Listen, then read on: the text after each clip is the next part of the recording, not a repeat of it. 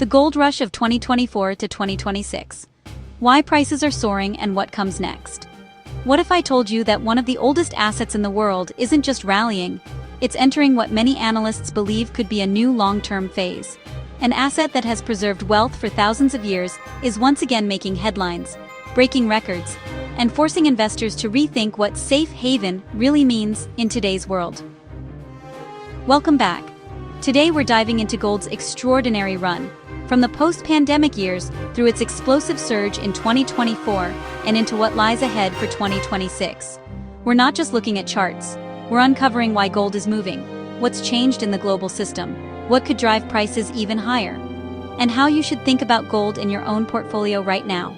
Whether you're a long-time investor or just starting to pay attention, this is one story you don't want to miss. The multi-year journey, key trends and statistics. Let's start with the numbers, because they tell a powerful story.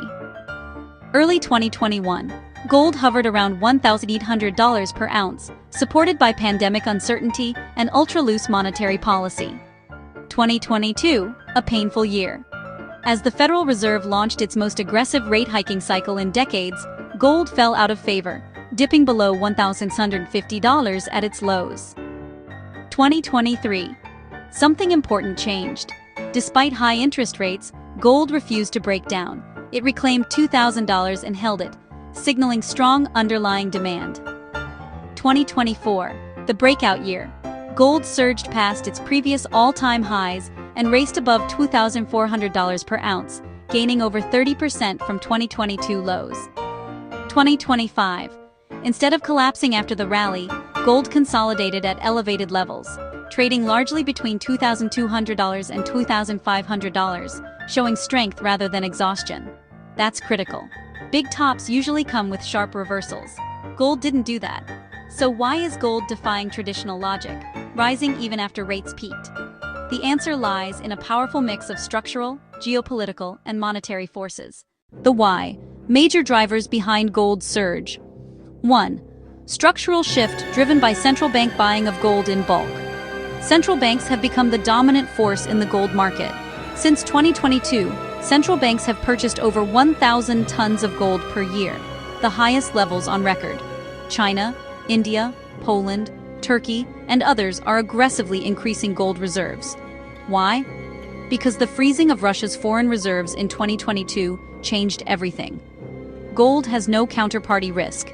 It cannot be frozen, and it isn't tied to any single country. This is not speculative buying, it's a strategic reordering of the global monetary system. 1. Geopolitical uncertainty. War, trade fragmentation, and political uncertainty are now structural, not temporary. In a world where alliances shift quickly and risks are unpredictable, gold acts as financial insurance. History shows that when geopolitical risk rises, gold demand follows. 1. Inflation memory and monetary trust. Inflation may have cooled from its peak, but the damage is done. People remember that cash lost purchasing power fast. Gold's appeal isn't just inflation protection, it's trust protection. When faith in currencies weakens, gold benefits. 1. Retail and Asian demand. In Asia, especially China, gold buying has surged. With weak property markets, volatile equities, and currency pressure, gold has become the preferred store of value for millions of households. This demand creates a powerful price floor. Now let us turn our attention to the policy shifts and macro backdrop. Gold has navigated wildly different policy environments and survived all of them. In 2021, there was loose money, which was rather positive for gold markets. From 2022 and 2023, there were aggressive interest rate hikes by the Feds, which put pressure on gold prices. In late 2023 onward, markets began pricing a Fed pivot.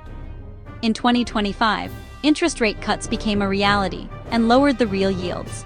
When we now look at projections for 2026, the market generally expected slower growth, higher debt servicing costs, persistent fiscal deficits. All of this strengthens gold's role as a long-term hedge against policy risk. What should investors do now?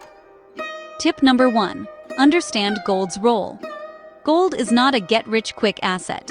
It's portfolio insurance and long-term wealth preservation. Tip number 2. Choose exposure carefully. Physical gold for long-term holders. ETFs for liquidity. Mining stocks for leverage and higher risk. Type number 3. Think allocation, not timing. Many investors target 5 to 10% in gold, rebalanced over time. Type number 4. Watch the bigger picture. Central bank buying, debt growth, and geopolitical fragmentation are multi-year trends, not short-term trades. So what was the initial outlook for 2026, and what were the anticipated price projections? The biggest question was, where could gold go next after its impressive performance in 2025? Most mainstream analysts projected the following for 2026. Base case, $2,400 to $2,700. Bull case, $2,800 to $3,200 if rate cuts accelerate or geopolitical risk spikes. Bear case, pullbacks toward $2,100 to $2,200. Still historically high levels, 2026 has started on a high note for gold investors.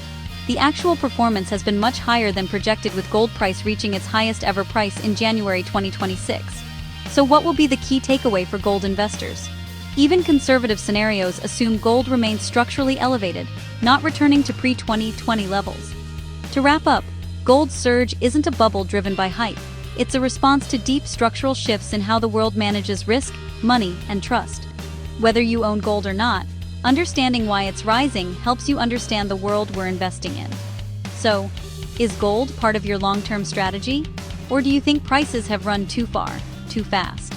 Let me know in the comments. If you found this breakdown useful, give it a thumbs up, subscribe, and stay tuned for more clear, research-driven market analysis. Thanks for watching. And as always, invest wisely. Remember, we are not a licensed financial advisor.